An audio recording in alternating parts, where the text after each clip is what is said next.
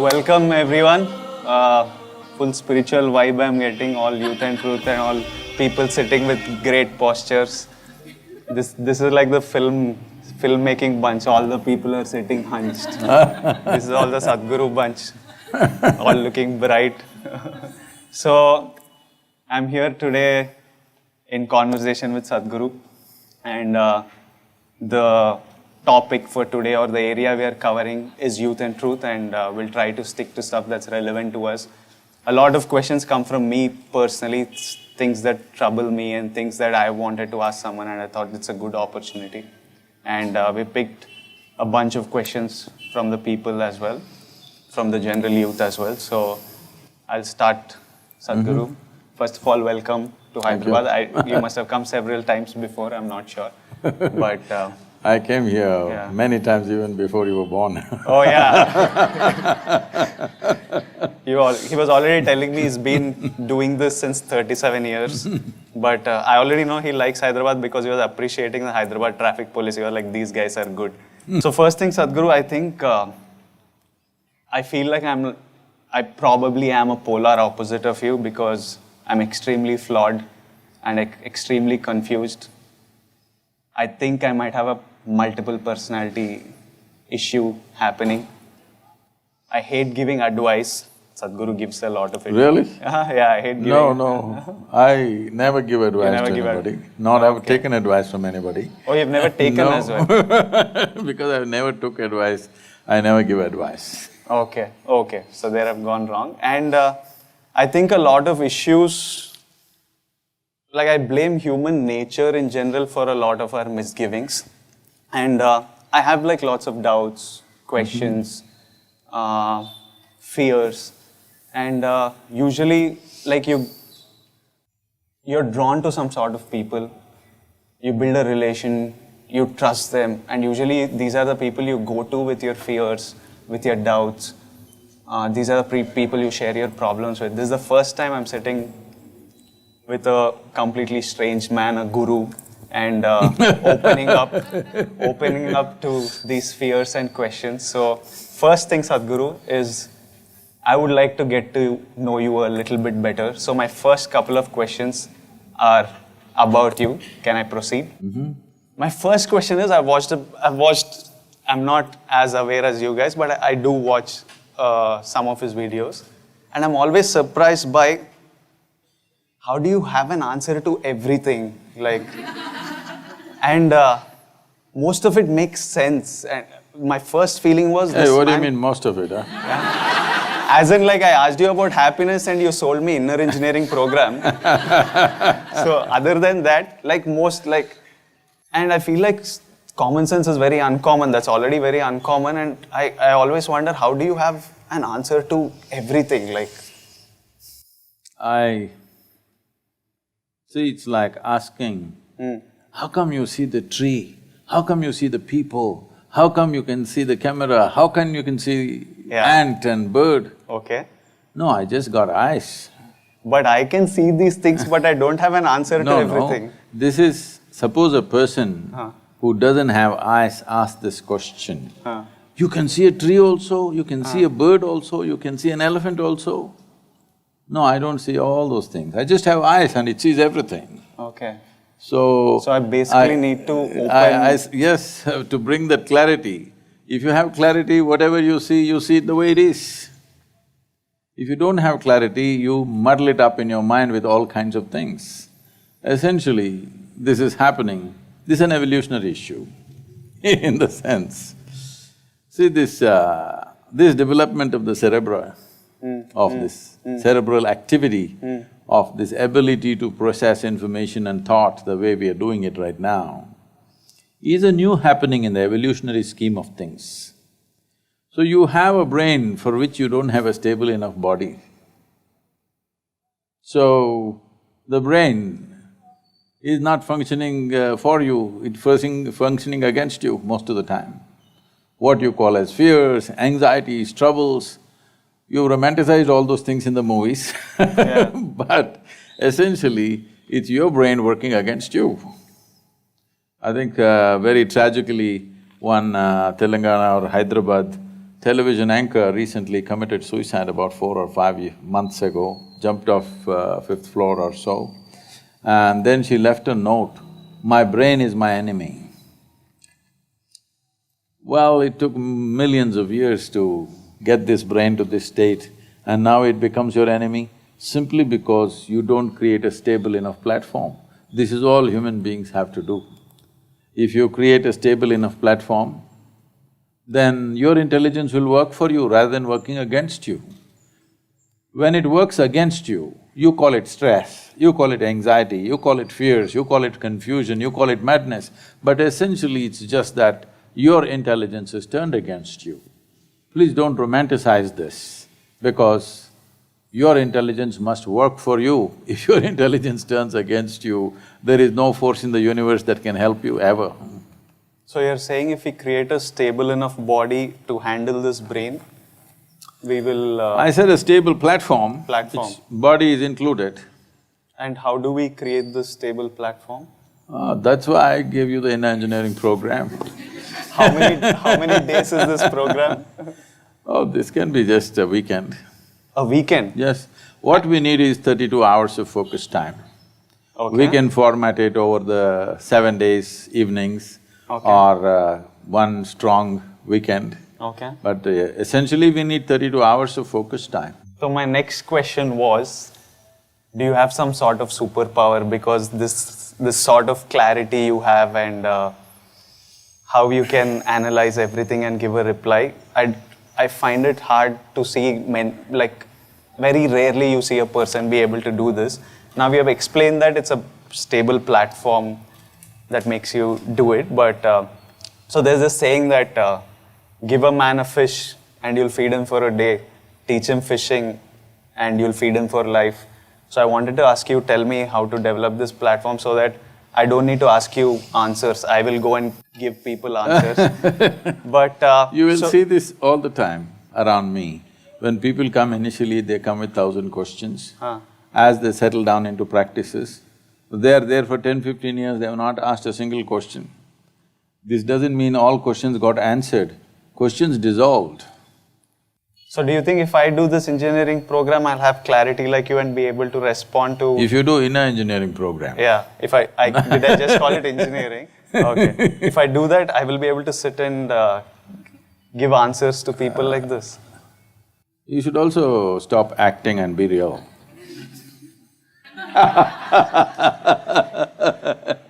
I'm real. Okay. But can you make it clear to me? Because I really want to sit yes, and… this also can grow. Okay. And you don't have to do anything. If you don't meddle with it, it'll grow. Okay. My next question is, I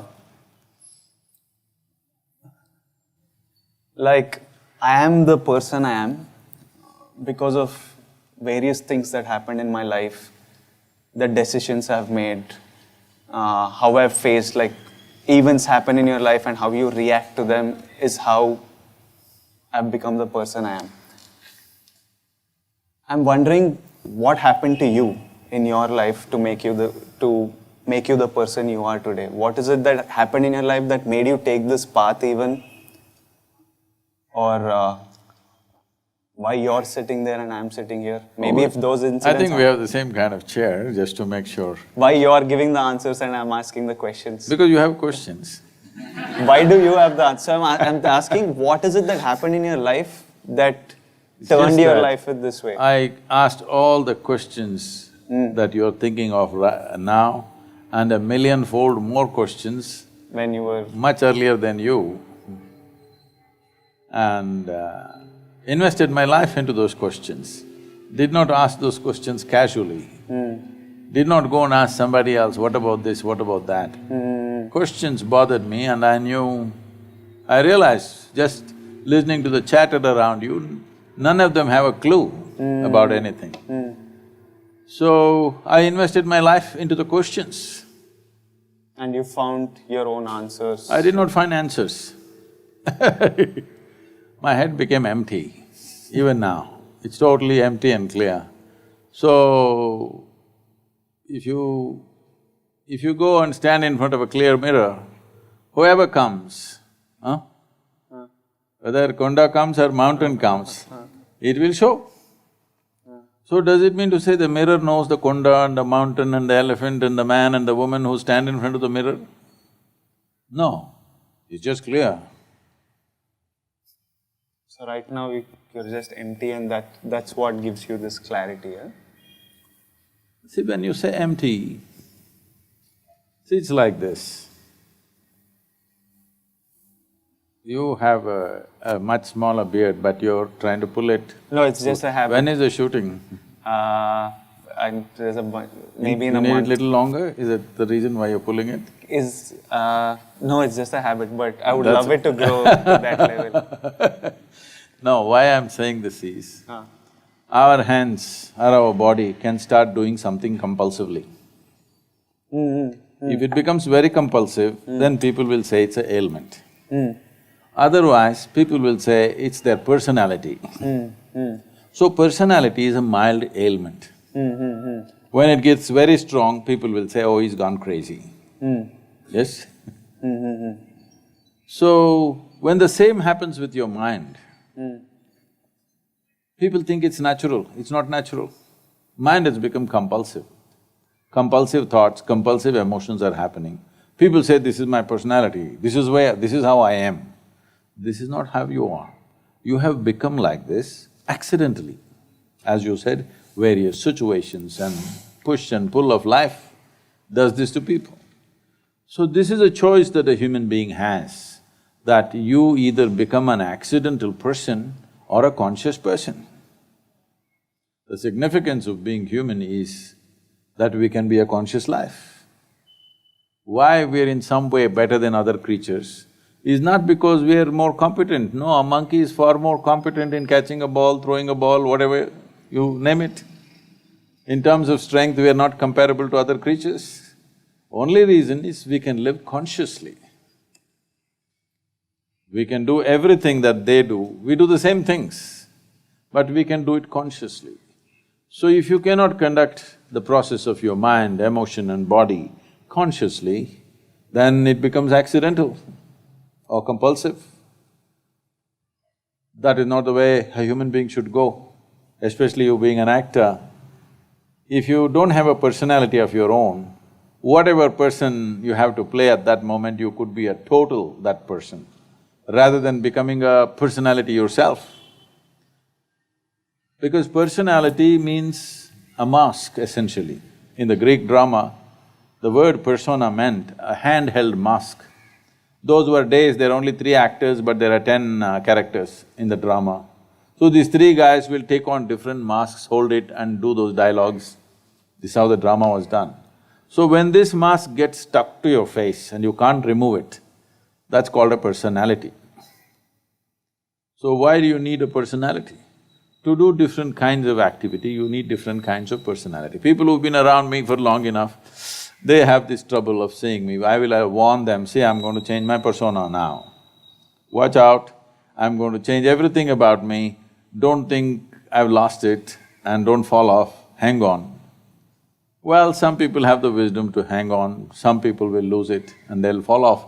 Though I warned them 6 months before I changed my personality completely changing everything about me, the way I think and feel, what food I like also I change. Because this is what a human being means. But you do that consciously? Consciously. To what objective, like why? Just for a change or? No, to fulfill different purposes. Okay. Like some spiritual stuff? No. Life purposes. When I was in the mode of consecration of Dhyana Linga, people saw me like a fireball, always intense. Spoke very little, rarely smiled. Now they can't believe that. So once that was over, then I told them, see, we've lived on the peaks for too long, time to get down to the valleys and do something more easy and simple. So then I get into the activity in the world. So I change my clothing, I change the way I eat, I change the way I look, I change the way I smile and talk, everything, because now you're reaching out to the world. At that time, it was a different goal altogether. Now it's a different thing. So accordingly, you do that. from this conscious living and compulsive behavior, what would you like to tell us? Like, what is better for us? Because we are all just reacting to every day. I'm faced with different situations, and I'm just reacting to them, and I'm doing whatever is in my best interest. And that is shaping the person I become, and I'm making these decisions consciously. Maybe this I'm doing compulsively, but this I don't care about. It doesn't affect my life in any way. No, I was just joking. Yeah. So, but the rest, we are all making mostly conscious decisions. See, as you said, you're reacting to situations. Yeah. When you say reaction, it means it's compulsive. There is a difference between reacting to something and responding to something. Okay, isn't it? maybe wrong vocabulary. No, there is reaction. You may think through what is your well-being, but still it's a reaction, isn't it? No, we are also responding to You're situations. also… I mean, Yeah. nobody is 100% this or that. Let's Yeah. not misunderstand. Somebody is all up there and somebody is Yeah. all down here. There's Yeah. no such thing. Yeah. Every human being rises and goes down, up and down, happening. But the fundamental thing is, in a day, from the moment you got up today till this moment, hardly a quarter of the day is gone. How much of your thought, emotion, physical activity has been conscious? Including your breath and heartbeat and everything else. Oh, if I have to sit and be… But this is supposed to be involuntary, no? Breath and stuff. It is involuntary, but are you conscious is the question. Are you conscious of your breath now, every breath? See, you can inquire, anybody can inquire, people who are around me, traveling with me, have they ever seen me doing any exercise? Do you know in the car while we were driving, you would do this with your moustache? No, yes, that is because today it is all little flared up and before I come to the camera, even now I am doing it. In Tamil Nadu, This is some also television… conscious, it's not like me. No, in Tamil Nadu, some television channels are using… Because this is always a problem because I've never cut these things. Okay. So I have to do this before I go in front of the camera. Okay. And now one Tamil Nadu channel uses a promotional where I'm doing like this. Okay. And they projected it in a completely different way. I'm like challenging the people like this. I'm not challenging anybody, I'm straightening out my mustache. Because if I do this or this, it can make my very face look like this. Yeah. So instead of cutting, I'm spending little time on doing this, not separate time when I'm driving. No time wasted. Yeah. So now I'll move on to the first question. From beard to… From beard to… It's actually quite a smooth transition, but I think this is the most important question that's bothering the youth today, and it's not only our nation, but across the world, everyone's wondering how to stop hair fall. Like, I don't… do you have some solution to this, Sadhguru? I think a lot of us would sleep better. Like, see, so many of them People tell me, this hair care products or the amount of money spent on hair care products on the planet is much bigger than what's spent on education. Whoa! See how much we are concerned about our hair. See, I think you must learn from this tree, see how it's growing its hair. It's lucky that it's growing, for us it's falling. I think my effort is to shift their focus from their hair to their head. Okay, so we still don't have a solution for hair fall. Right now it's about the head. Well, if you keep the head cool, the hair may not fall. May not. Well, generally not. Okay. Why did your hair fall? Oh, because my hair, because for years, for almost 8 years or so, I wore badly designed helmets. Oh, you're a biker, no? Okay. Literally 18-20 hours I was in a helmet, and helmets were not well designed, they were sitting here on the top. They should be holding here, but they were sitting on the top. And I've never cared about my hair. It doesn't bother you. There's no hair care. If it's gone, life becomes so much simpler. You don't even have to carry a comb with you. Right now I don't have a mirror with me, but I don't even need a comb if the hair goes off, no problem at all. So Sometimes I'm searching for a rubber band, so all those problems will go away, I have no issue. So if you have hair fall, relax. As long as you've got Lesser a head, problem. working head, as long as you have a working head, why are you concerned about the hair? I'm an actor, so I'm concerned mostly people for… See, if you lose your hair, you can wear whatever kind of wig you want. No. So I've divided this question session into certain categories so that it's simpler. So the first category I've kind of called it life, just random miscellaneous questions. So Sadhguru, one thing I've thought about is I don't know much of life that's past me, that was there before I was born. I don't know of a future after me. I know of the life I have. So I wondered if the purpose of life is to just live and to live it fully according to my whim and fancy. Because this is one thing I know I have with me. So my question is was I right in thinking that the purpose in life is to just live it fully? 100%, live it fully. But living it fully does not mean party every evening. Living it fully means, before you fall dead, you must explore all dimensions of life. Nothing that's possible for a human being should go unexperienced. If you're talking about living fully in that sense, you're on the dot. But later on you added according to my whim and fancy. That's a problem. Because your whims are not yours, they're social fads. Either you're doing what everybody is doing, or in reaction you're doing what nobody's doing. That's not the way to go towards a full life. But exploring life to its fullest depth and dimension is the really only purpose of life. Otherwise, what else? But what is this depth and dimension? What are these dimensions that we are supposed to explore? Is it true that you have a body? Yes. Hair or hairless, but body. Is there. So body is something that you slowly accumulated over a period of time, isn't it? You're not born like this. Yeah. So you have a thought process. Yeah.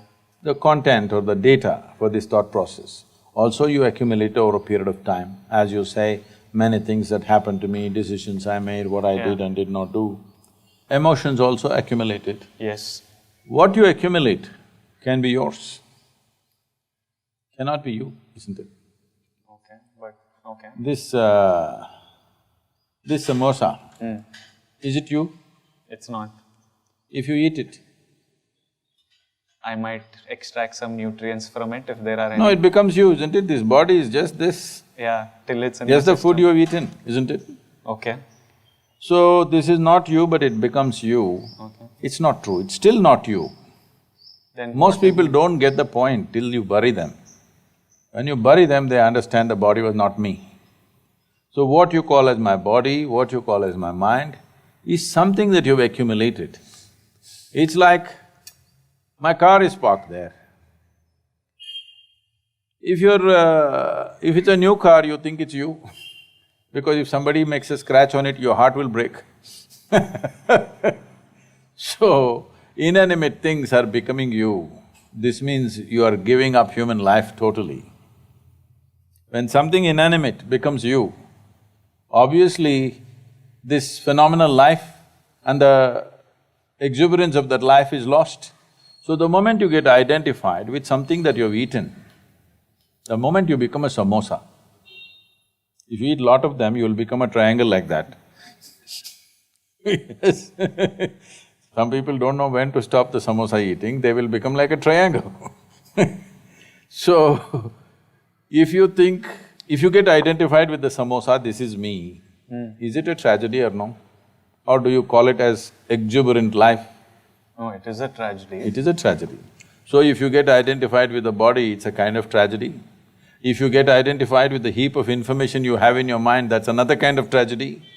You're not exploring life, you're just trapped in the physiological and psychological circuit. Instruments that were given for you, for your use and life, have become bigger than life. But so now you're saying this body is not me, this thought I process. am not saying, you tell me. Huh? Are you samosa? No, wait. So you spoke about people realize it when they are buried that this body is not me. So that means, are you saying that we exist after the body is buried? No, no, no. Then how are they Is thinking? it true the soil that you see here is what became the food that you eat? Yeah, from it the plant took nutrients Yes. and… Yeah. The soil became food. Food became flesh and bone. If you get this point right now, you will live a different kind of life. But most people get it only when you bury them. Till then they don't get it. I think I'm in that category. After buried, That's why get the point. That is why we stepped out and trying to reach the young people, because we want them to get it now. If they get it now, they can live a phenomenal life, because life is such a great phenomenon. It's the same life.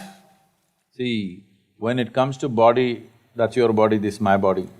This is my mind, that's your mind. Correct, correct. But when it comes to life, there is no such thing as my life and your life.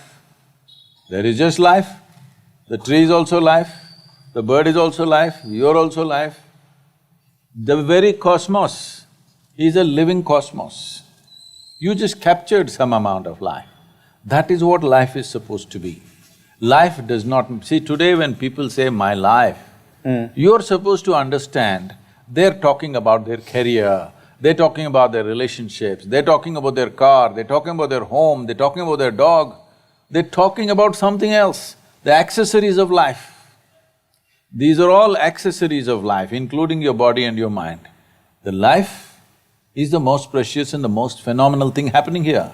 But that is not even in your experience. What are you talking about living life completely? Yeah, because this body and mind is a thing we know, we can see, we can experience and feel reaction to this life you're talking about. I don't know what it is even, none of us See, know. that is like saying, I can't see the air I breathe, so I will live without the air. That's what we did. That's why all the cities are so badly polluted, because we thought we cannot see the air, it doesn't concern me. When you suffocate, it concerns you, right? So I can feel it when I'm suffocating or… This also, take a deep you will breath. also feel it when life is exiting. When it's exiting, you Yes, feel it. you feel it. I am saying, isn't it time that you feel it when it's here? Yeah, I want to. When it is housed, you must experience it. When it's exiting, you realized, what is the point of that? For this, if I do inner So engineering… this is the reason why I have stepped out for this Youth in Truth, because most people think spiritual process is at the last moment of their life. When they're dying, they must know something. I'm saying when you're living, when you just started your life, when life is ahead of you, you must know this. We want to, I want to. I can't speak for everyone, but I definitely want to, and I'm going to try and dig deeper so that I can get to other questions. See, what is engineering means, what one person thinks magic is actually another person's engineering, isn't it? Yeah, I agree. Yes or no? Yeah. I don't understand how a car functions or how a bulb comes on. For me, it's magic. I don't admit all this, your fans are watching. No, I'm quite open about my ignorance levels. So, it's engineering, but suppose 100 years ago, I brought a phone and made you talk to somebody in another part of the world, you think I'm doing magic, Yeah. isn't it? Yeah. So engineering is like that. If you're finely engineered, you look magical. Other people thinks you are magical, but you know you're well engineered. Do you think I look magical? Do you think Sadhguru looks magical? I'm not finely engineered then. One thing that always bothered me, Sadhguru, was why do human beings find it so hard to live and let live? Like, I think it's such a simple concept that I will mind my business, I will be happy, you do your thing. Like, countries are messing with each other, religions are messing with each other, castes are messing with each other, people, inside families, people mess with each other. So I'm just like, why can't everyone mind their own business and be happy and do their thing? So why is that's living… a very simplistic desire. If you look at the way we are structuring our lives, it's designed for conflict. Okay. Right now, our idea of being happy, happiness means what? You must have this, this and this. So whatever that this and this, it is always in limited quantity. Now, right now as we sit here, between the tree and us there is a conflict. The tree wants to put its roots down into the earth, but because of people have been walking here, as much as she tries, she doesn't get to touch. See, there, close to the stem, it touched, but she wants all this because she knows her survival and her prosperity depends on how many roots will find the soil. But we are sitting here drinking tea, we think we are very happy, but we are encroaching because this is the nature of physical world.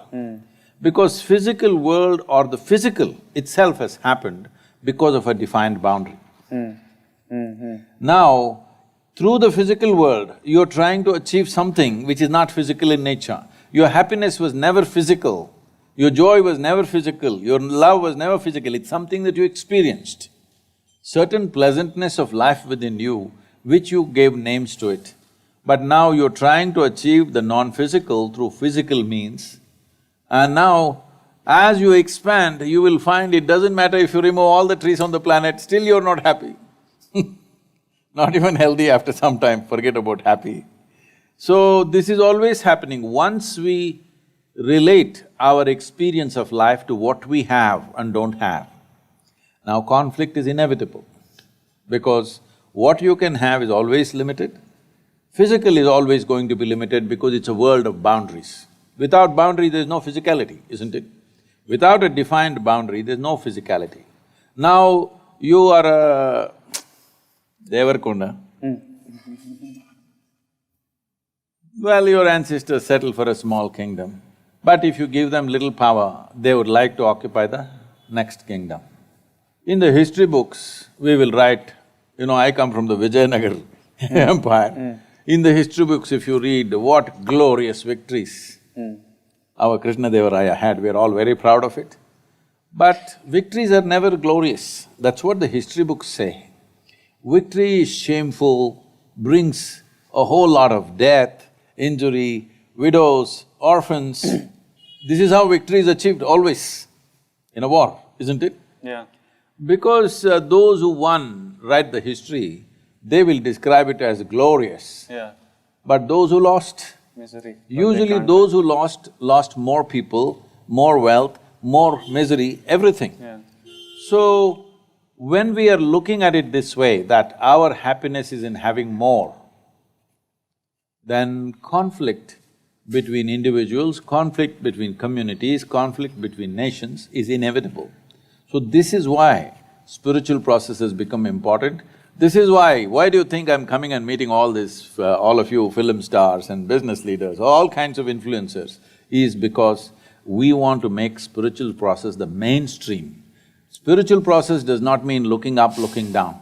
Your experience of life should transcend the limitations of physical. Something beyond physical, if it's your living experience, you will see and you will do your physical to the extent it's necessary, not to a point of conflict. So you're saying because of limited resources and greed… No, because of limited experience. See, right now your entire experience is rooted in body and mind. Yeah. Physicality, isn't it? Yeah. But physicality wants to expand limitlessly. If you want to expand limitlessly, see, just ask anybody. Right now they have a little property, they want to make a little bigger property. But this is more for security than just constant expansion, for most of us. Like I can make a bunch of money with what I'm doing, but I know that I just want like maybe 2 houses and 1 car. Why does one man need 2 houses? For my parents. That's okay. Yeah. You can have 10 also, that's not my concern. Yeah, so I'm All saying, I'm saying I'm not is, constantly is expanding. No, you will expand. So your expansion may not be in property. See, if you know money, you'll think only unlimited money. If you know property, you'll think unlimited property. If you know knowledge, unlimited knowledge. If you know fame, you will look at unlimited fame. So, whatever your currency may be, but you can't stop human beings from expanding. So, how much expansion does one want? If I make you, instead of Deverakonda, I'll make you the king of this planet, will you be fulfilled? No. Because you will look at the other planets, you look at the other galaxies. As in, first I'll say I don't want to be king of the planet, I don't No, I'm not planning to make you. Suppose we make you the king of the planet, immediately you will look up, what about the moon? What about the sun? What about the galaxy? This is the nature of human being, because human being wants to expand, nothing wrong with it. It is just that wrong means is being employed, in the sense, you want to expand limitlessly, but you're choosing the dimension of boundaries to expand limitlessly. Okay, so you're saying… What you're seeking is boundlessness, but you're seeking it through boundaries of physicality.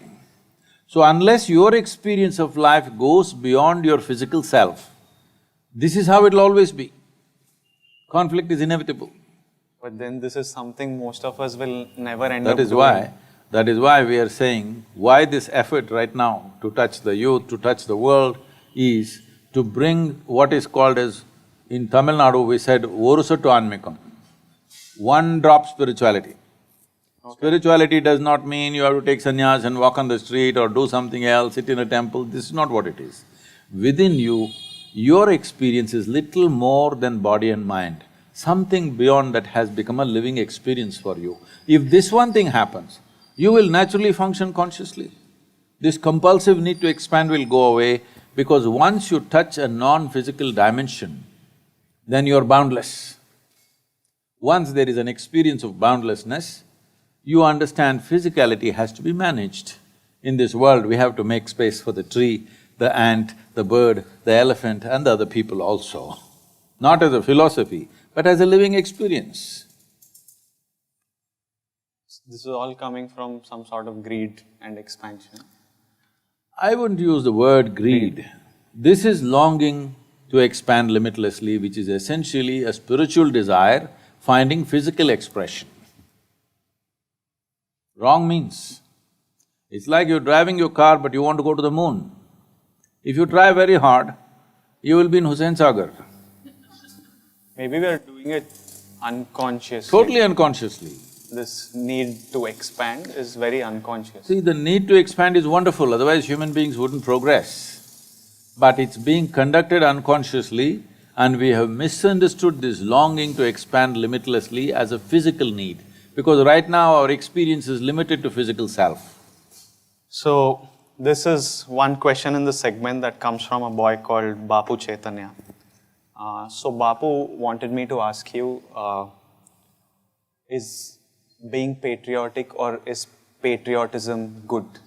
See, a nation is an artificial situation we have created in the world. What is the ideal? Well, it would be fantastic if it was a global village or nation, as we call it. But will the globe happen without management? So for management we need… No, we anyway have to have a leader. Yeah. Now, should we have an Indian leader, African leader, American leader? Question will come. Then fight will start. That's how nations have happened. Who should manage which part of the world? Because we could never agree that who should manage the whole world. So we made it into small parts, well over 200 parts. Well, we could strive to make 4 or 5 nations in the world instead of 200 nations at some point. Now European Union is there, similarly we can make an American Union, an Asian Union and make just 3 or 4 nations. It looks like a good possibility, but there is also a prospect that if they get heavily armed, if 2 continents go to war with each other, there'll be no small wars, there'll always be only world wars. So in some ways, the way it's broken, it's okay because it's broken on cultural lines, linguistic lines, so many things, religion, this, that, in so many ways it's broken, it's best to preserve that. Now, is patriotism a good thing? Patriotism means an emotion towards your nationality or your nation. See, do you believe that you can build a family without investing your emotion? As in, build a family, maybe not. Have a family, yes. But build a family, no. Well, I was not talking about an arrangement. I'm saying, can you really get the best out of the people around you, We can't. whom you call as family, if you do not invest your emotion in that? We can't. No. So when you can't build a nation of 4 people, family is a nation of 4 people.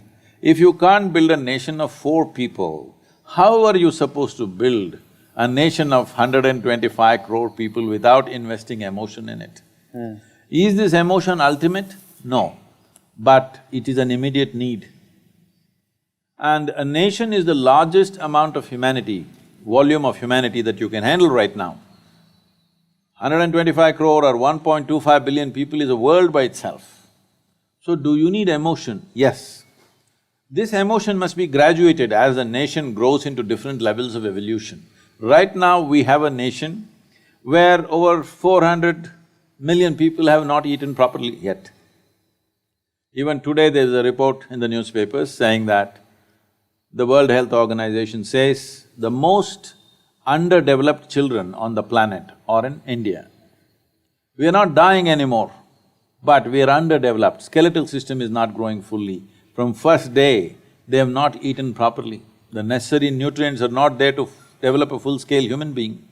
So we are creating underdeveloped humanity, which is not a small crime, it's a crime. This crime is on all of us, all right? This crime is on all of us that our children are all stunted. We have the maximum number of stunted human beings on the planet right now.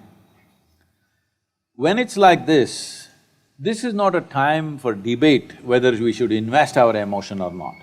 Still after 70 years, daily we have issues on our borders. Daily soldiers are dying, all right? Yes. If you tell all the soldiers who are standing, because I've been engaged with the armed forces, with the BSF, with the Indian Army, Coast Guard and all of them, ITBP, all these people, if you only tell them, I've been to Siachen, I've met the Siachen warriors on the yoga day. If you look at the hardship they're going through on a daily basis, not fighting the enemy, just the natural elements, at 22,000 feet, camping out there, continuously being there 12 months of the year, if you just tell them, this nation doesn't mean anything to them, at least they can go back to their families. When a man stands there on the border, willingly to sacrifice his own life, willing to widow his wife, willing to orphan his own children, is it a small thing? Have you even understood what we're talking about? So if you tell them, we are not interested in the country, they can also go home and do their own thing.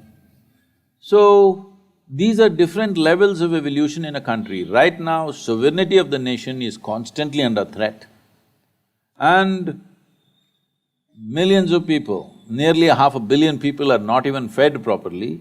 In this state, we need a lot of patriotism, you know? Every one of us should be Bharat Mata ki Jai right now. Let us say in another 25 years, all these people are fed, everybody's comfortable and well-to-do, everybody is getting the education and the nutrition and stuff, then you must downscale your patriotism a little bit. Let's say tomorrow it all becomes Asia, Europe, everything becomes very friendly, it's all business and no war, we will lower our militaries and everything, nuclear arms are down, then you can further lower your patriotism, down. Someday if it's such a situation comes, we can live here without even thinking I'm Indian. Will be wonderful day, but that's far away. Right now you need it. You need it in full force because the sovereignty of the nation is in trouble and half the people have not even eaten properly. What are you talking about? So, his follow-up question was, because I'm born in this country and because it's giving me security and support, if it's okay to be patriotic and if I can be proud of being patriotic, why can't I be proud of the caste I'm born in, of the religion I'm born in, of the race, color of skin I'm born in, if they are also giving me support, if they are being a smaller support system, like a caste is a smaller size of our country itself, or a religion is also, he's born into this caste, he's born into this race. So it's like, when they are also providing me this support and stuff, why can't I be proud into the caste? Because nation is like geography divided on geographical lines, this is divided on caste lines. See, all these things that you mentioned of nationality, caste, religion, language, ethnicity, color of my skin, all these are… A human being is a composite of all these things. Yeah. You cannot exclude any one of them. Right now, the mode in the country is such, there is an English saying called throwing the baby with the bathwater. You know how this term came? This term came because at that time, in a cold country like England, the families had bath only once a year. Okay. How's that for you?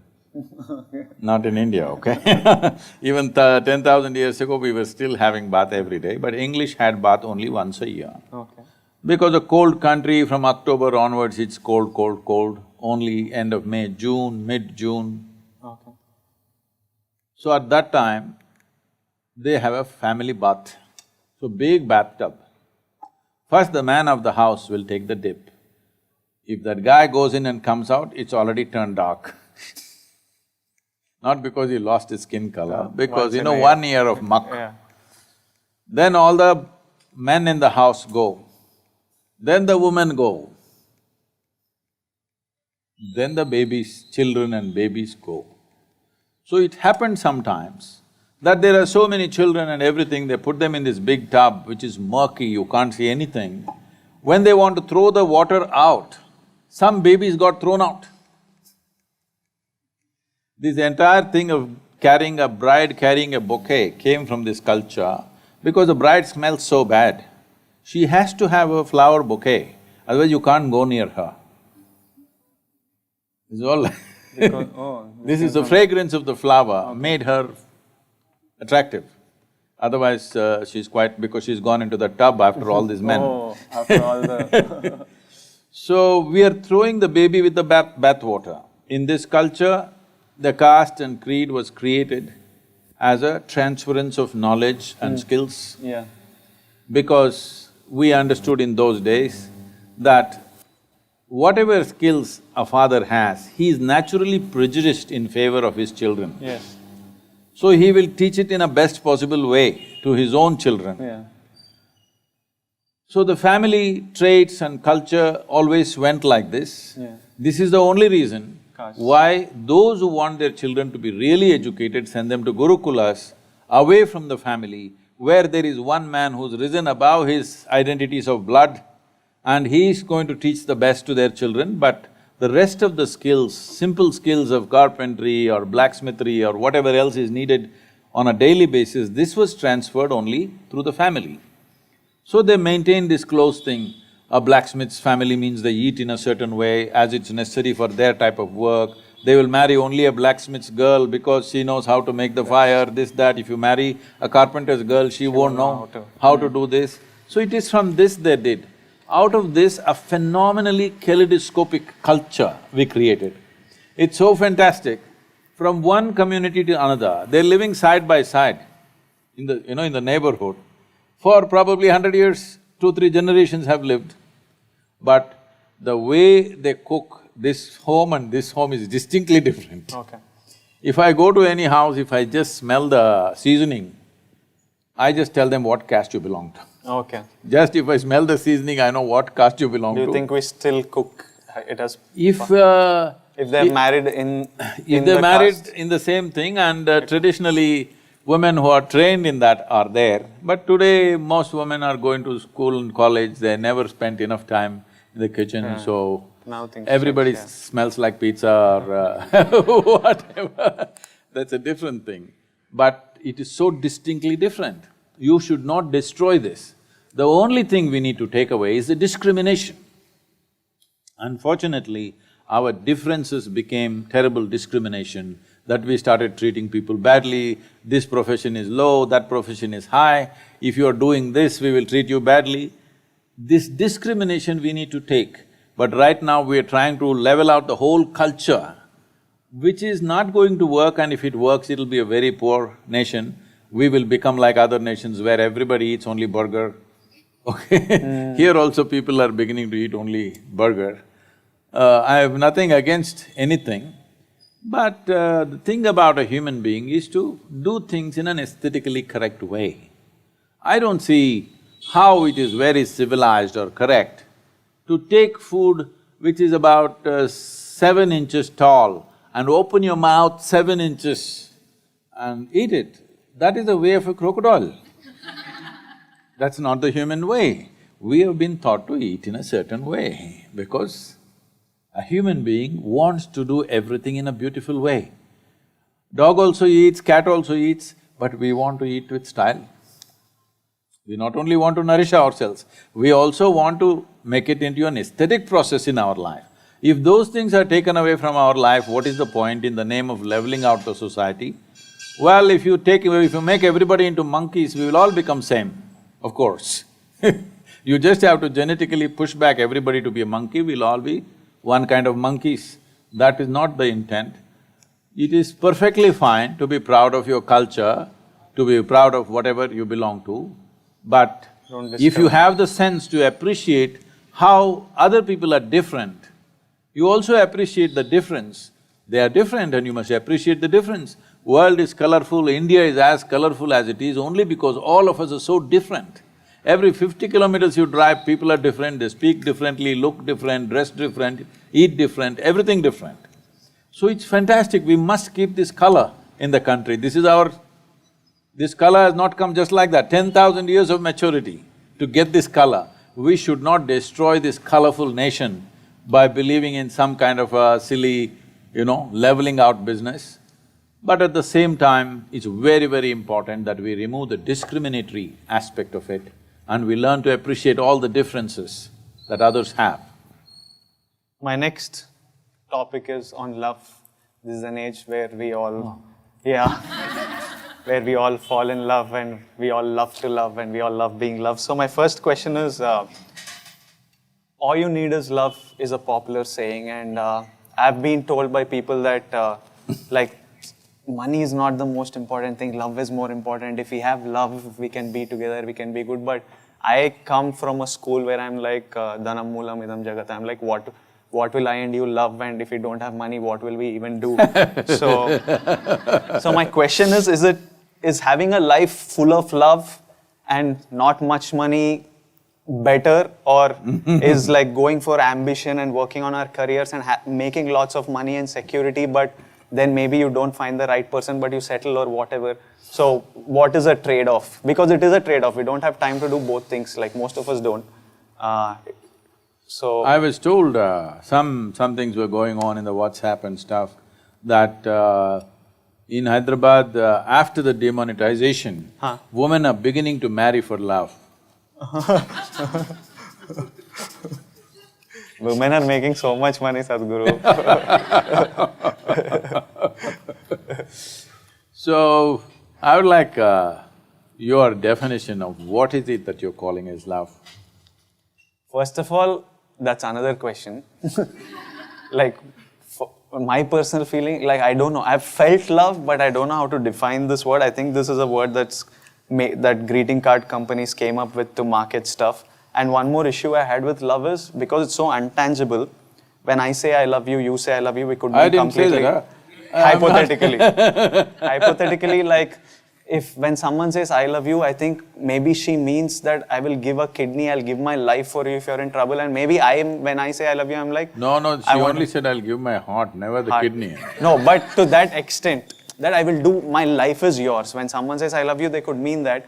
And I could reciprocate with I love you to the same person, but maybe my meaning is that I really like spending time with you and you're the only person, and whenever I want to go out, I want to spend time with you, but I will not give a kidney or give my life for you. So the thing is, we just say I love you, but because it's not tangible, you never know what is the exact this thing of it. So that's one vague conversation which will go on forever. And I have so many questions for you, and I think we're running out of time. No, this kidney love I like. Oh, you like?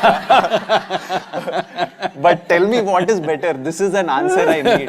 Like, can we survive with love and not enough money, or is money important and then we can also find love, like whenever we can, if we do? See, we went through this in some way in the beginning. Okay. What you call as myself right now is a body, a certain amount of thought and ideas and whatever. We will stick to this dimension. If you go to another dimension, I'll lose you there. And always. there is a bunch of emotions. Okay. And there is life energy. Without that energy, all this wouldn't be functioning. Okay. So these are 4 dimensions. Okay. What you're referring to as love is a certain sweetness of emotion. The question is not about who triggered it for you. It is just that because of somebody or something, you started experiencing a certain sweetness of emotion, which became so valuable at that time, you promised a kidney. At that moment, because that sweetness meant so much that actually in Hindi they say something what gurda, something what is that? What is that, huh? Something I will give away my kidney on. That same thing is said in a more powerful way. Okay. So, at that moment I'm willing to pull my kidney out and give it to you, but not the hair. That is clear, okay? So essentially it's sweetness of emotion. What sweetness means is, see, if the body becomes sweet, we call this health. You feel healthy because there is a certain sweetness in the body, pleasantness. Sweetness is pleasantness, isn't it? You call something sweet because you say, oh, she's so sweet, because she's pleasant. For you, in your experience, she is pleasant, so you say it is sweet. So, if your body becomes pleasant, we call this health. If it becomes very pleasant, we call this pleasure. If your mind becomes pleasant, we call this peace. You're feeling pleasant, so you say, I'm peaceful. It became very pleasant, you call this joy. Your emotions become pleasant, you call this love. It became very pleasant, now you call it compassion. If it is somewhat pleasant only for one person, we call this passion. It became very pleasant, we call it compassion. Now, you feel like that absolute sweetness towards the tree and the air you breathe and the people, you don't even know who they are, it doesn't matter, you have pleasantness. So we say compassion. If your very life energies become pleasant, we call this bliss. If it becomes very pleasant, we call it ecstasy. If your surroundings become pleasant, we call this success.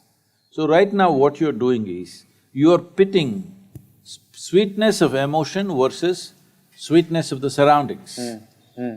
To create sweetness of the surroundings, we need the cooperation of many forces. Situations have to cooperate, people have to cooperate, many things have to fall into place, otherwise success doesn't happen. Pleasantness of surroundings will not happen unless there is a skill to it, there's a talent to it, there's a certain amount of management to it, there are many things. But the sweetness of the body, the sweetness of the mind, the sweetness of the emotion and the sweetness of your energy must be 100% your making, isn't it? Yes or no? The sweetness of the surroundings, everybody has a stake, all of them will play a role in this. But the other 4 dimensions, the sweetness should be managed by you. So if you are in charge of that, then you would keep this always profusely sweet. Your mind, your emotion, your body, everything, you would keep it that way. Then all these struggles wouldn't even be relevant to you. This is one dimension. Money is a means to facilitate external situations. Love is a means to create internal pleasantness. How can you use a bathroom spray to make global warming go. Can you? I can't. It doesn't work like that, I'm saying. Yeah, it doesn't. What I'm saying is, the sweetness of inside or sweetness of surroundings both require time to build that sweetness. No. Huh? Like if I have to be successful in my… Sweetness of outside needs time, energy, effort, resource. Like a relationship needs nurturing, you need to spend time See, with that is it. the different thing. This is what I'm trying to distinguish. See, love is what happens within you. This is the sweetness of your heart. Relationship is…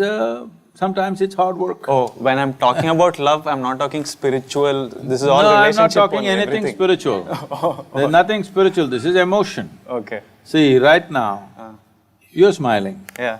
Is it spiritual or just a regular smiler?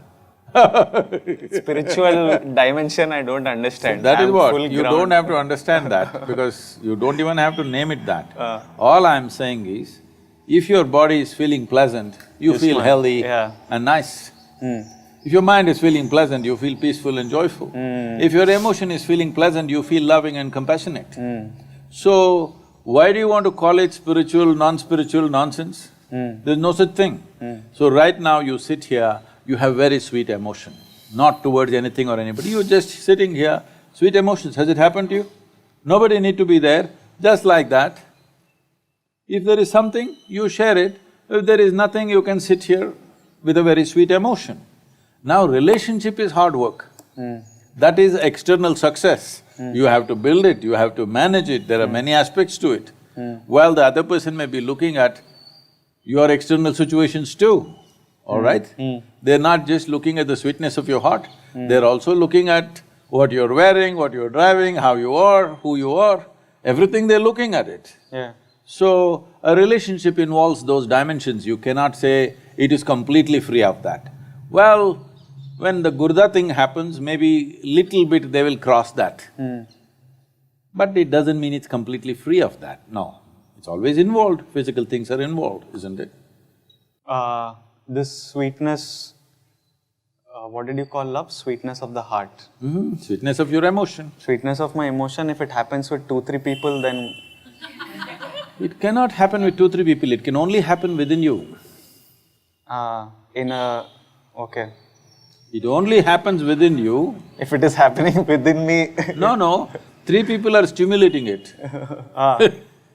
3 people may be stimulating it. Okay. I am asking you, do you want to be a push-start machine or a self-start machine? Self-start? Self-start means your sweetness must be turned on by you. If you want to share it, you can share it. If you don't want to share it, you don't share it. But you must be sweet for your own self, not for some… See, love is not about somebody, it's the pleasantness of your existence, isn't it? Is it not important? Forget about other people, relationship stuff. But is it not important if you sit here, you are pleasant by your own nature, somebody need not come and poke you and crank you to be pleasant? Right now, what you're talking about is, 3 people have to crank me to make me pleasant. A very poor machine. You remember the old ambassadors? Yeah. Always they parked downslope, because morning you have to push. Now all the cars are self-start. Improvement, technological improvement or no? I'm just asking you to upgrade your technology so that you self-start. If you wake up in the morning, you're full of joy and love. If somebody comes, we will share, if nobody comes, we're just fine. One more question related to this in a very utilitarian, very basic, inhuman level. Our mind and eyes haven't been… You're also human, mate. Don't you call me inhuman, So, once when I was in my intermediate, and this is where your hormones are going through the roof, and this is mostly where you're attracted to the opposite sex or the same sex, depending on your choice. Once my dad sat me down and he told me, Vijay, if you buy a bottle of water, you can drink it, you can close the cap, you can keep it half full, you can know that When I reach that place, I still have half a bottle of water. You can drink it to the last sip. You can refill it if you want. It's always with you. But if you fall in love with a girl, she's not an object. She's a person. And unlike an object, she has her own feelings, her own emotions, and she can develop likes and dislikes that might not suit you.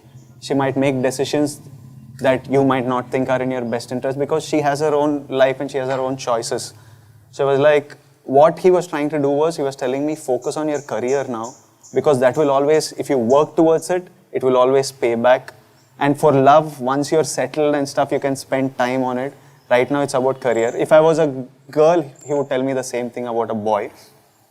So it again comes back to this question about, on a very real level, that we have, so many of us have to make these choices.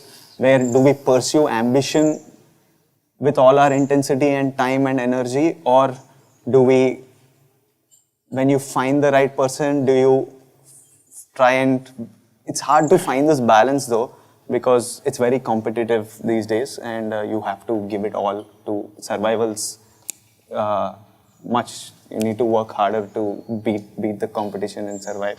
Don't go on the competition trip, I'll come to it. So like nurturing a relationship versus nurturing ambition, like this was something he said. So I wanted to know your thoughts on that. Like, was he off the mark? Was he off the point? Was he…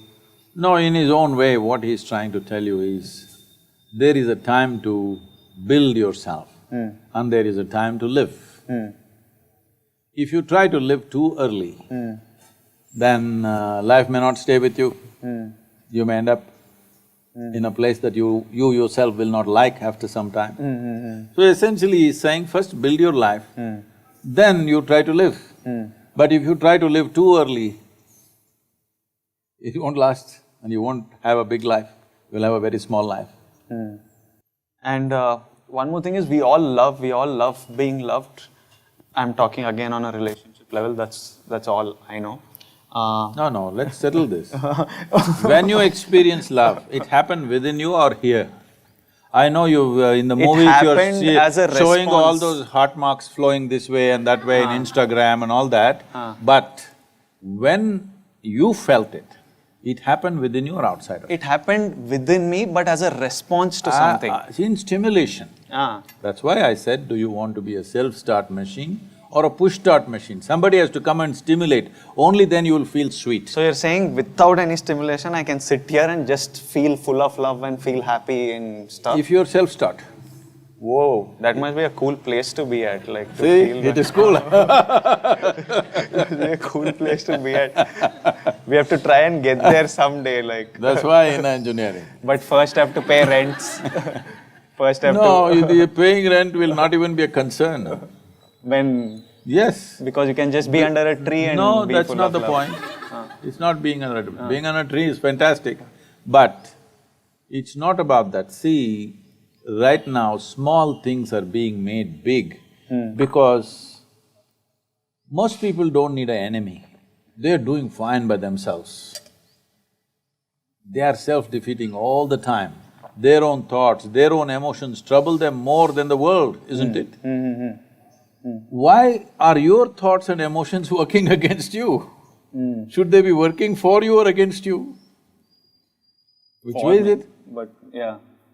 If they're working for you, you think earning a living, paying a stupid rent and eating what you want is a big problem? Earthworm and grasshopper is earning its living. This big brain, you can't earn a living? What are you talking about? Because such a big brain is working against you, that is the only problem. The only problem human beings have is, they got a big brain and the damn thing is working against them. If it is working for them, making a living, surviving in the world is not even an issue.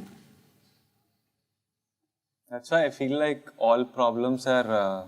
Self-created. Are nature, like they didn't structure us properly, they should have done it. No, where no. the brain works first. Now we have to sit and go to engine. See, what is a possibility? If there is a possibility, if you do not explore the possibility, it becomes your problem. That's all that's happened to most people. Human being is a possibility. You are not fixed like other creatures. All other creatures, nature is fixed what they can be and cannot be. With a human being, see, we did not say a tiger being, an elephant being.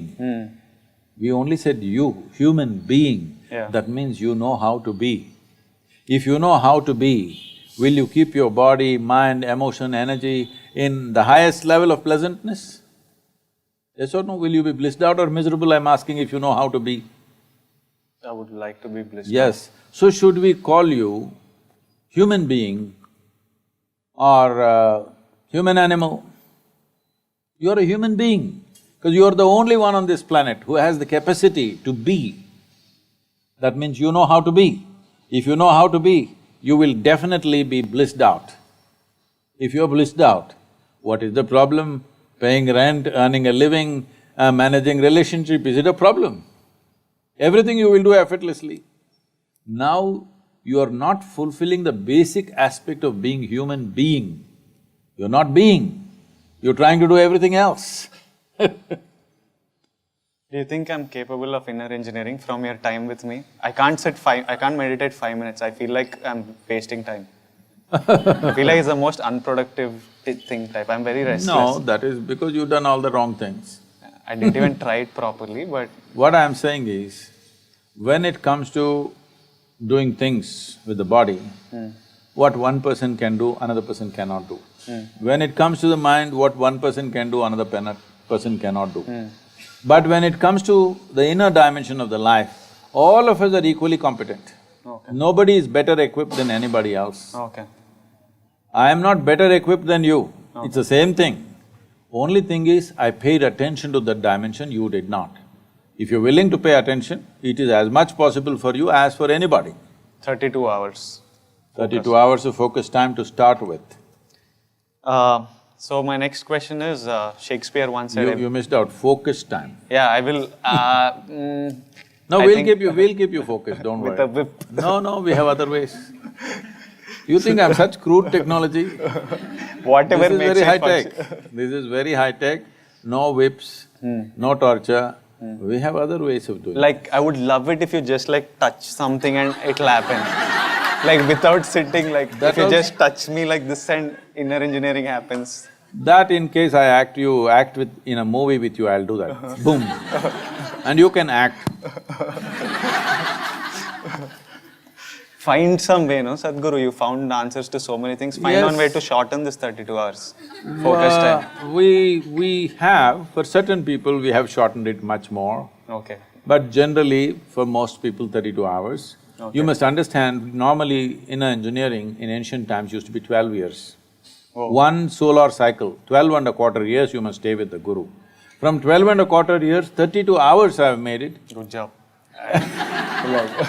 If you feel reduce it reassured. any further, it'll become ridiculous. So, Shakespeare once said, everybody's somebody's fool. In the… what it means is that always in life, there's someone who loves you more than you love them, and there's always someone you love more than they love you.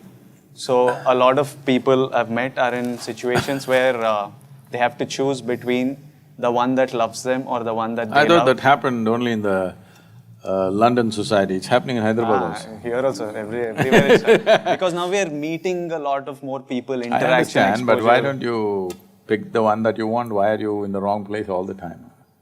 Pick the one that you want. No, you are saying you love somebody, but she loves somebody else and… That's how life is, no, So unfortunately. that is because you're making all the wrong choices, obviously. No, but it's nature. It's not nature, do not… It is. Do not make… Haven't you all met someone who loves you more than you love them and who you love more than they love you? Sometimes there is love both ways. No. You just tell me in one line what is a better. Stay with the one who loves you more or the one you want to be. This is not a prescription. All I'm saying is, why are we continuously going this way when we want to go this way?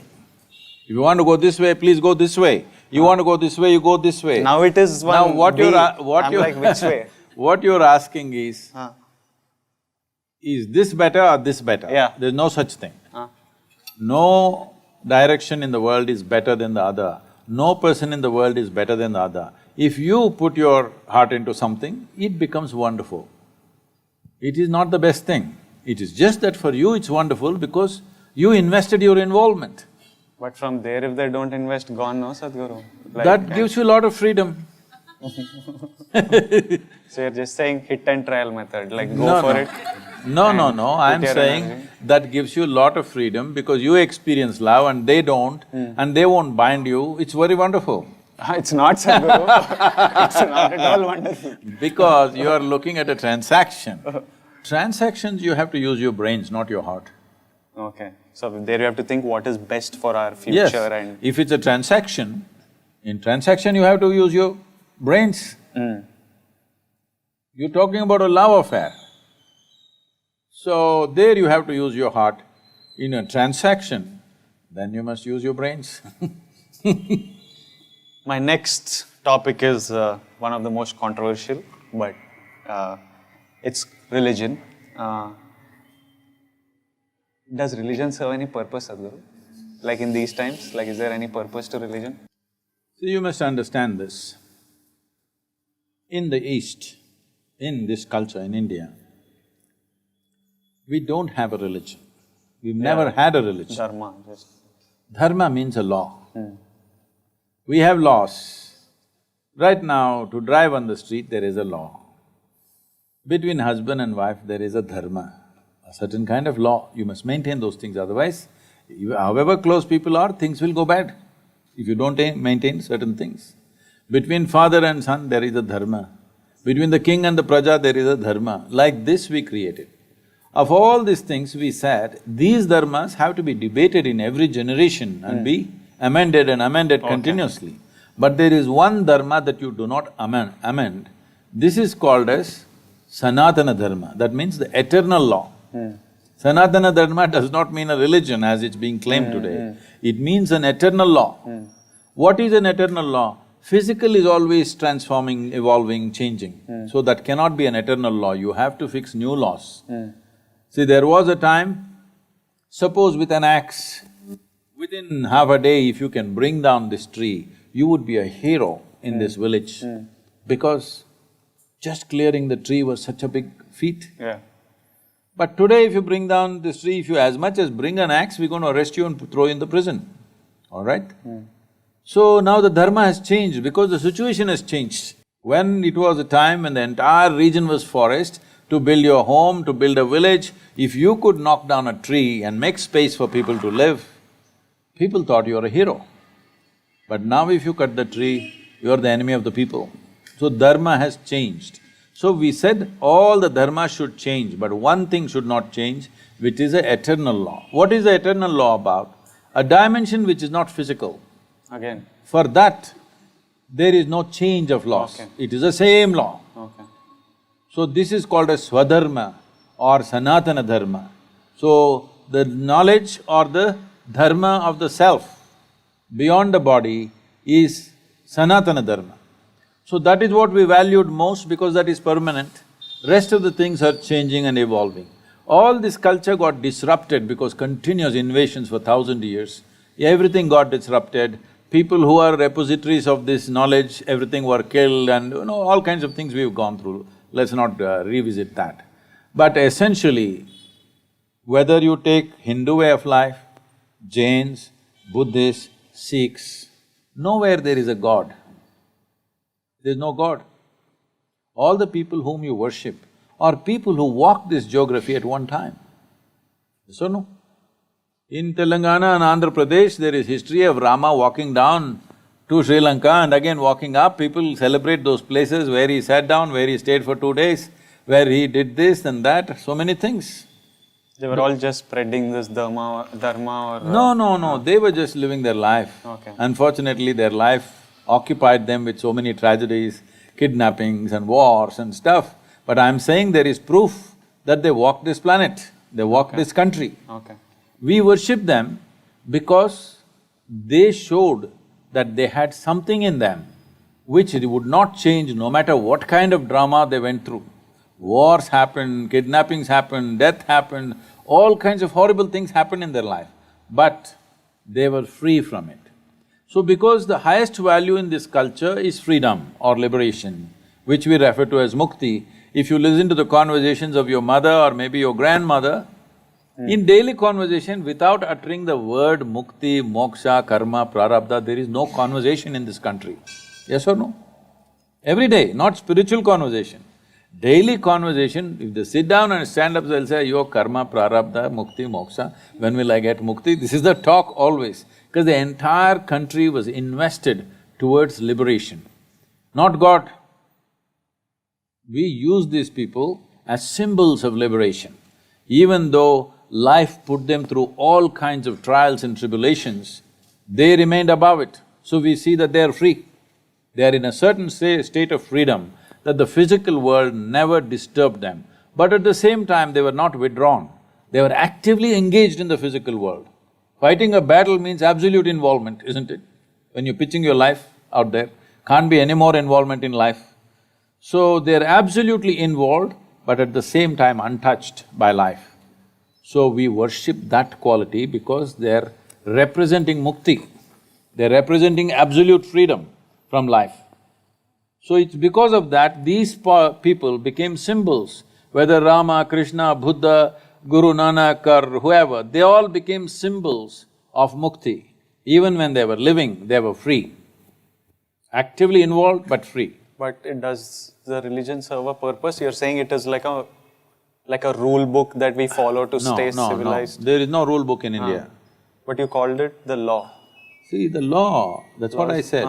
Law, the reason why Indians are full of questions and now youth are asking all these questions is because this is a land of debate. Yeah, which is very good, When Shiva came, when Adiyogi Shiva came, he is a personality of that kind that in front of him nobody would ask a question, but his wife asked him 1,000,000 questions. That is what is Shiva Sutras. And his 7 disciples asked thousands of questions. Well, you know Arjuna and Krishna, that question-answer business is big in India. See, Arjuna and Krishna are so intimate with each other, they know each other so well. But that guy in a crucial moment, how many questions he has? Because in this culture, dharma has always been a point of debate. Because dharma has to evolve, all dharmas have to evolve, except the Sanatana dharma or the eternal law or the Swadharma need not evolve because that is not changing. So this is a land of seekers of truth and liberation. Here there's no religion as such. We've taken this religious attitude from outside because outside heavy competition came.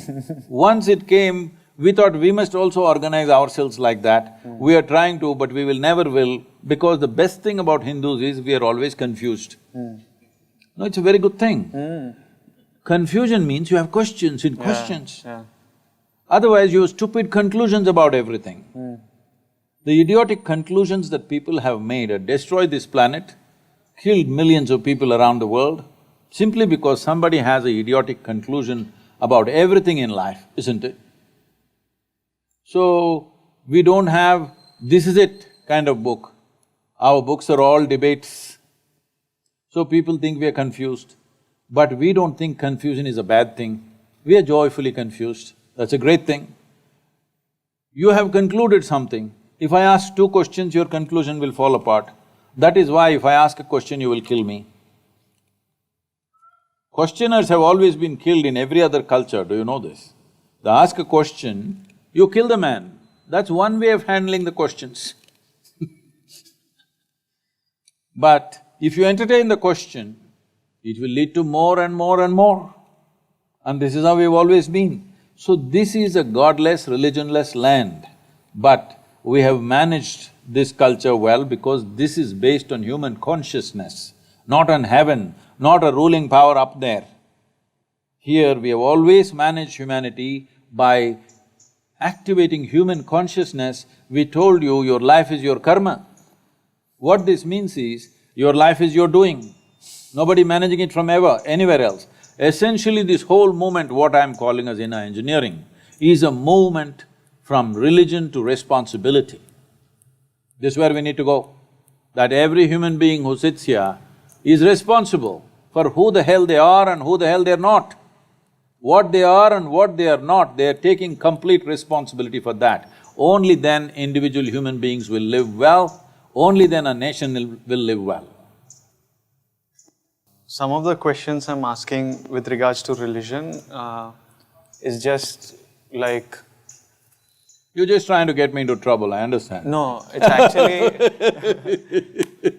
it's actually like you could say pass, Sadhguru, if you do not want… You can just say pass this question. No, but I you don't won't. pass any question because, that's why I'm sitting in the police lines. Oh yeah, I know that. So like some of these questions come from across… I think the youth that follow me, especially my friends, come from across religions and cultures, and these are things everyone questions, from be you a Hindu, a Muslim or a Christian.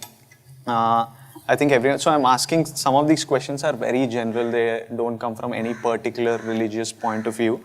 One question I had is, do you think these loud religious processions or rallies or these chants and prayers that are pushed over loudspeakers across religions, do you think it stems from some sort of insecurity or competition between religions? Is it necessary to have such a loud public display? Like, people have a problem with PDA, but if I hug someone or kiss someone, I'm at least not shouting. It's at least quiet. It's not disturbing anyone. So, do you think it's coming from some space of insecurity, these extremely loud display of religious fervor? No, competition. Competition. It stems from that. Yes. So if everyone's more relaxed, you think all this… Because religions are always trying to improve their numbers. Okay. Other religions are turning up the volume. Yeah, to keep their numbers or increase their numbers. Yeah, sad. If people, especially those people who believe all life is made by God, I don't see why. You have to strive to make me belong to your God, because anyway you are saying, your God only created me. I will also accept, okay, your God created me, all right, then leave me alone, no. Anyway I belong to your God. He can take me back whenever he wants. But now I think… I'm not resisting. This has become like political numbers, yes. And so it's just like various… See, people have understood, not today, for a few thousand years they have understood. It is not only after democratic governments came they have understood, even before they understood, numbers is power. Okay. So it's a power game. They would like power beyond politics. You understand? It is not about transformation, it is not about liberation, it's about power, enslavement of people. Since I was growing up, and now we are in the Ganesh Chaturthi season of the year, it has always been like after Diwali, it was my most favorite festival, because in school we would make these chariots, take a procession, and it would be celebration, we would all enjoy it. But once I grew up, I wondered, once I came to the city and saw the amount of clutter it creates, I always wondered, it's a social celebration, we celebrate together. I wondered why one big Ganesha for the entire city, like a Jagannath Yatra or something for example, why can't we all have one at home and then just the entire city celebrate together with one, instead of making 3 every street, and then it has one domino effect of polluting, because people are careless. It was not meant to be this way probably when it started, but now that we have made it this, do you think like a rule passed by the government that one Ganesha, it would have political repercussions, so no one will dare do it, but doesn't it make more sense? See, we can do it at some point. That… see, right now, in many cities, it's been made like this. For example, Diwali crackers. Everybody is supposed to come to one big ground in the city, and all the children come there and burst their crackers. Instead of bursting it all over the place, in certain towns and cities, it's slowly being cultivated. Not 100% mandatory, but it's being pushed in that direction. Don't burst crackers all over the town. Everybody assemble in one place and do it. The next step would be, like in United States and other places for their, July 4th and stuff, they have major firecrackers. Suppose the city itself sets up 1 hour long, big, major, spectacular firecrackers, then people will come and watch. No, I don't think our thrill is about watching it as much as the adrenaline No, from that is holding what it I'm in saying. hand and throwing. See, the thing is, all the dumb ones, they can do it in their home. Okay. Children like to do it.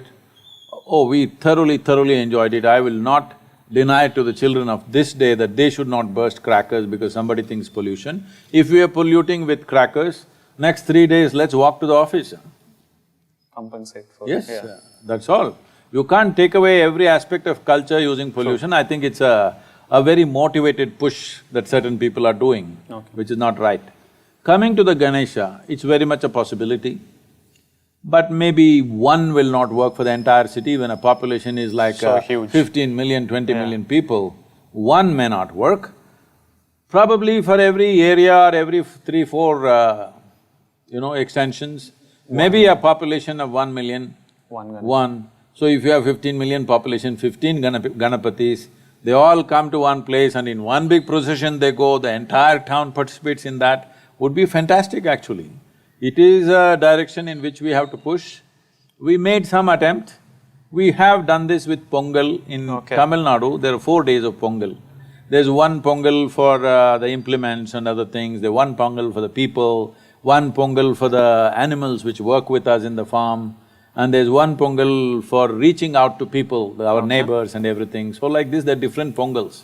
So these 4 days, everybody is doing in their own way. Now we've done this in our ashram, we invite thousands of people to come, and together we are giving them an open field in the ashram to cook there openly, and it's like a big festival, we organize music and folk dances and everything. So people come in thousands and celebrate their Pongal there, instead of each one doing in their own home, because slowly they don't know what to do. All they do with a festival means just eating. There is no other celebration. Nobody is there to organize music, folk dance, this all used to happen in the villages. But now we are organizing it in the yoga center so that people come there and participate. Things like this can be created in every town in open fields where big celebration happens, organization and talent, display, children can participate, which people cannot do by themselves individually. Definitely we need to think in that direction. We should maybe push Hyderabad first in that direction, why not? We should, if they don't screw my happiness for bringing this up, No, we should. This is why you must do inner engineering, that nobody can mess with your happiness. They can maybe sabotage the activity, but they cannot mess with your happiness. People keep asking me, I keep unleashing one project after another which involves massive outlay of finance, activity, people. People say, Sadhguru, all this one after another you're doing, suppose it fails? If it fails, what to do, huh? If everything fails, I will still die blissfully, but I don't want to die without making an attempt to create what we want to create. Because nobody can mess my happiness. You come, we will fix you up, so nobody can mess your happiness. Once this one assurance is there in you, nobody can take away my joy. You will do many more things in life, isn't it? I don't know, if I'm just happy all the time, maybe I won't do much. No, tell me. You tell me, on a certain day you're very happy. On that day you're willing to do more, or you're unhappy. On that day you're willing to do more. I'm mostly happy when I'm not doing anything. That's not the point. See, that is because of excessive work. One day when you get a break, you think like that. Yeah. But you tell me, when you're happy, you're willing for more activity. Yeah, you're more energized and you can… You're willing to bend backwards and do what's needed, isn't it? True. When you're unhappy, we can't make you take one step. True. Point. Actually, true, no? Very true. 100%, huh? So we'll fix up your happiness in such a way that nobody can mess your happiness. Let's get the Ganapati thing going in Hyderabad. Yeah. One more thing I was wondering was, because Ganapati is such a huge thing, I was wondering, and all the people are very excited and passionate about this, but one day I was thinking, if instead of having a whole Ganesha statue and taking this procession and music and dance and the celebration, what if culturally from long back, from when it started, it was about these 3, 7, 9, 11 days, you clean your locality, clean the city. Do you think people would have participated in the festival as much if it was about cleaning rather than an easier job of taking See, up? that participation was there when we were rural communities, because everybody knew everybody. Here nobody knows, most people don't know who is their neighbor. Yeah, so So they were not willing to go and clean that. yeah, you feel all right? desensitized to it's someone Kind of. else's mess, why should So I only today we clean? are expecting an organized municipality or a corporation to do that. So we don't have to get into that. But even if people can just get together, culturally come together, irrespective of their caste, creed and religion, that itself is a great thing.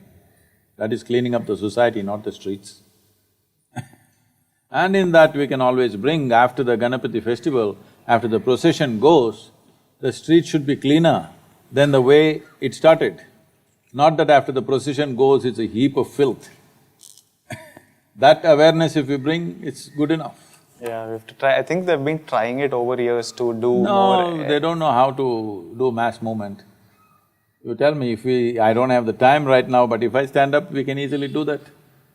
We should try and do. Isn't it save like a… Everybody keep one small Ganesha at home. Yeah. Bring your Ganesha and surrender to the big Ganesha in the locality. This big Ganesha, all of them start off at the same time, 15, 20 of them in the town. Everybody goes, everybody at least gets to walk 10 kilometers, which itself is a great feat. Yeah. They don't have to swim in Hussain Sagar, but at least they walk to it. Yeah. That itself is a big thing. My next question is from a boy called Ganesh Kumar, which was… Oh. Oh, yeah. So the question, this is related to family. So he was asking, should I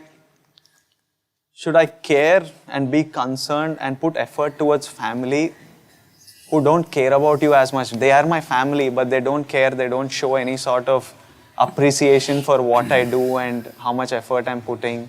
And they're so distant, they don't even wish during festivals or… and we all have relationships in life, be it friends, be it family, be it colleagues. Somehow some people just are not grateful for having you or don't give you the acknowledgement for the effort you put in towards this. So should you care enough to continue putting this effort towards them or should you just cut them off from your life? I am the cut-off batch. Like… See, what you wish to do, how much you wish to do with individual people is an individual choice. It's not for me to say something without knowing the realities of your life. True. But in general, why should your caring stop? Your activity or your time and your investment of time could be altered depending upon what is the relationship. But when you say family, generally you're talking about parents and siblings and stuff. Yeah. Well, today you've grown up and become a young man standing on your feet, but you must understand you were not born like this. Yes. You were born as a helpless infant. So somebody cared enough to someone who pees on you, who sits on you, who doesn't know how to eat, who doesn't know how to stand up, nothing. Somebody cared and made sure today you're standing up on your feet. That did not happen without any love or care, it happened, all right? Well, you may be measuring and saying, oh, some other parents are loving their children so much more, mine are not loving that much. This is a silly way to look at it, but they've made you stand up on your feet. If you have no love for them, at least have gratitude. If you lose your gratitude, unknowingly, in some way, you're kind of forsaking your humanity. Not that only if you're grateful you'll be human, that's not the point. But gratitude is a simple way of keeping some things alive within yourself, sensitive to contributions that come to your life. If you lose that, then you'll slowly become absolutely reckless and careless about everything, which is not a good thing for you. Forget about them, it's not a good thing for you. But this applies to parents, I understand, because when you were helpless like one animal, they brought you up and… but Oh, I to didn't know you were siblings, born as an animal, I thought… I think that babies are pretty much animals. They piss everywhere, poop everywhere, cry, bawl. So like kids, I think, are pretty much animals. As you grow up, I think you become smarter and cultured. But a whole lot of people say, I want to be like a child. I think they mean like in their school. In their school where they're just running around and everything was taken care. But I was asking you, like what you said, definitely we should be grateful for the people who brought you up, but what about siblings who didn't offer so much to your growth, or friends or work colleagues, for example? See, relationships, any kind of relationship, if you are straight about it, as you already mentioned once in this conversation, it's a kind of a transaction. Yeah. No transaction will continue for long if it is just one way. Yeah. In some way, both the parties have to benefit, only then it goes on, whether it's market or marriage, that's the reality. Yeah. Only if both the parties are benefiting, transactions will go on. Yeah. Otherwise, transactions will cease. Yeah. So for this, you don't have to think, I want to cut off, I stop caring. Why? If transactions don't go on, slowly things Die down by themselves. maybe not die down, maybe absent for some time, somewhere you meet them and boom, once again you can hug them for some time. I'm saying relationships need not be thought in terms of, okay, it's over, I'm going to cut it off. This is a silly way of doing things. When transactions don't work, slowly, so far, that's how it is. It's a wise way of handling life. My next… Otherwise, when you cut relationships consciously like that, I'm going to cut it, you will turn friends into enemies. What is that for? Enemies need a lot more management than friends. Yes. Okay. So, once I knew I was doing this and it was Youth and Truth, I decided to put up an interactive message so that I get representation from the youth as well and get some questions to ask you. A lot of them asked about Atma, some about happiness, and there was a overwhelming amount of messages coming, especially from Tamil Nadu, that were asking about the issue of land grabbing near your ashram. And I know that this question has been asked several times and I think you have even given an answer, but there is still a feeling that land grabbing has happened and I don't know where this is… I don't know the truth about any of this. I am completely ignorant. I haven't read the actual accusation. They did not talk about the kidneys? Kidneys, no. Kidney grabbing, they didn't talk. Kidney grabbing, no. They've been going on with kidney grabbing for some time because it didn't work. Now they've come to land grabbing in the last 3 years. Oh, it's been In the going on last since 25 3 years, some campaign is going Okay. that I've killed 100 elephants, Okay. raised out a full rainforest. Nobody knows where the rainforest is, and I killed 100 elephants with just my bare hands. And I pull kidneys out, you better check it out, you might have lost one. And this land grab. I've said this openly, I shouldn't say it too often, but because you're saying young people from Tamil Nadu are asking, I'll invite these young people, your fans, ask them to make a group of whatever, 10, 20 people who are very smart. Okay. Let them come with all the maps and panchayat documents, everything. Anywhere, either private land, government land, forest land, 1 inch, not 1 acre, 1 inch, if Isha Foundation has grabbed 1 inch of land, this is the last you'll see of me, I'll leave the country. How… is that good enough? So, I'm this saying, will put out… No, I'm saying this is going on like this. People said, they campaigned, they made videos of how elephants are dying in the ashram, okay? All animated videos were made. Okay. They said full forest was removed. Then we put out the Google Maps. The land was not in our hands in 2006, it was somebody else's land. Later on we bought it. From 2006 onwards, there are Google Maps. We put out the Google Maps, it shows it's barren land. No vegetation. No. And you see the Google Maps from 2006 to now, has vegetation gone up or gone down? Well, before that there were no Google Maps. Check the panchayat records. All the survey numbers that we own today, just check the panchayat records from 1994, since we own these lands. What were the crops before 1994? Was that forest? Was it even trees? Or was it crops, dry crops mostly? Well, check the panchayat records, don't go by what I say. But without checking, young people, if they're interested in truth or they're interested in just slander, you have done enough slander, United Nations recognizes me as the ecological champion in the world, okay? We are part of their program. We have the highest ecological award in the country, Indira Gandhi Paryavaran Puraskar. Wildlife Trust of India says that not an inch has been taken.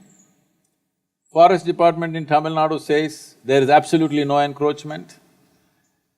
Ministry of Environment and Forests says there is no encroachment anywhere, nor are we in any way obstructing any wildlife.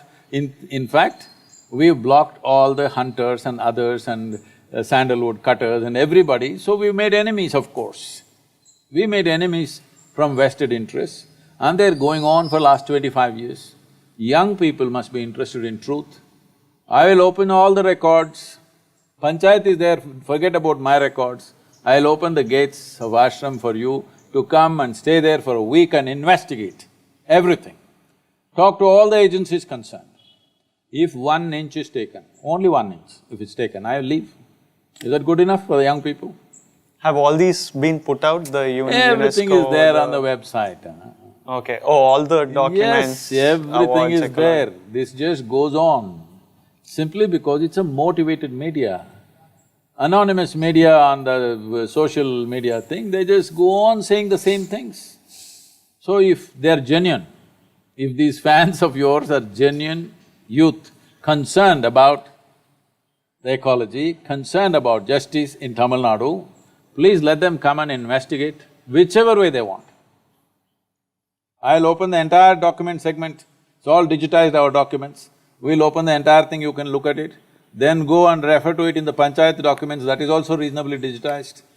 If there is any encroachment, please show me. All agencies have found there is no encroachment, and above all, am I interested in a stupid piece of land that you have? This is because certain people want access to the forest and we are sitting there as a block, because it's at the tri-junction. Tri-junction? Tri-junction means 3 state borders are there. Okay. There is certain activity going on. It is those people who are carrying on this campaign endlessly. And ask the police. Ask the police what all they've been doing, because they want access to the jungle. Because it has resources? No, they have their own other agendas. Okay. But if there is a really interested bunch of kids who really want to know and they can spread the word… I'm telling you, I will get right in touch. now I will keep you as the contact. I will… If there are 10-15 people, sensible people who have some knowledge about this, want to come and examine, I'll do it. But after that, you and your fans must openly speak, this is absolute rubbish. They will, these 10-15 and… Please. Yeah, they will. Please do that, no? Yeah, if there are interested It will people save a like lot of time and energy for me answering this idiotic stuff all the time. Yeah. I think we could have done… if this wasn't an issue, we could have done one other question instead of this. Life is going waste because it's going on like this, the same thing. The Why I'm speaking like this is because young people who are with me, these are not people who come for money, these are volunteers. They came in their 20s and they worked hard to build this entire thing. You must come and see what we have built. In the world, it's one of the unique places that we have built on the planet. People are coming from across the world today, and it's appreciated everywhere in the country. It is on the Incredible India campaign, but these people are unhappy. I will tell you to what extent they're prejudiced. A group of government officials come for inspection, all right, including the collector. So one official says they have built a factory shed without permission. Isha. Yes, Isha has built. So we ask, where is the factory shed? We have not built anything. He points at Adiyogi statue and says, this is a factory shed. The collector asks, what is this, you're calling Adiyogi as factory shed? He says, as far as I am concerned, it's a factory shed, because inside it has steel structure, outside it has sheet metal, it's a factory shed. You've seen the Adiyogi statue? I've seen the pictures. images. Yeah. Looking at the Adiyogi statue, if you're calling it a factory shed, just tell me, who is this man? We have permission for a monument, we build a monument, but that guy wants to categorize Adiyogi statue as a factory shed and put some case on us. Tell me who, you must think through this politically, who is calling Adiyogi as a factory shed? So this is what young people are being influenced by. please come and examine if you want. Whatever you want, all right? Done, And 15 years ago, how the mountain was, today how it is, how green it is. There are images. Oh, please check it out, no, don't believe me. The entire mountain has turned green. Who did it? You think all these idiots who are writing nonsense did it? Millions of trees have gone up on the mountain. Who did it? Please check it out. People ask, where is the proof you planted? Well, go walk into the mountain and see all the trees are 18, 20 years old. That doesn't happen in a forest, isn't it? In a rainforest, if you find except bamboo, all the trees are 18, 20 years old, somebody must have put it, isn't it? You don't want to give me the credit, leave it. Somebody put it 18, 20 years ago after we came. Maybe I didn't do it, Shiva did it, it's okay. It's fine. We are not asking for credit, we are happy it's green. But I hope that this issue clears out and everyone No, has this their issue answer. will never clear out. At least for the non-motivated, because I've seen that seeing this discussion, people who are not motivated also tend to take sides, as in No, this new I'm saying this issue will never clear because they will come up with new things and new things all the time. Otherwise, they'll go on saying it because these are people, this is a Nazi mindset. They believe that if they tell a lie 100 times, it'll become true. Unfortunately, in this country, they've learned that. So, if these youth, we are talking youth and truth, if they're interested in truth, let them take a week off, come and examine every document, every survey stone around the boundary. If 1 inch is there, I will leave. Can they You will bring never see me cameras? again, huh? Can they You bring can bring cameras, please. Okay. You can bring cameras, I will set up a team to take you around, which is all our property. If we have occupied any forest land as you're claiming, you will not see me again. Is that good enough? Then I'll let them know. Thank you. Thank you so much, Sadhguru. Please take care, there is something that you need to handle right now.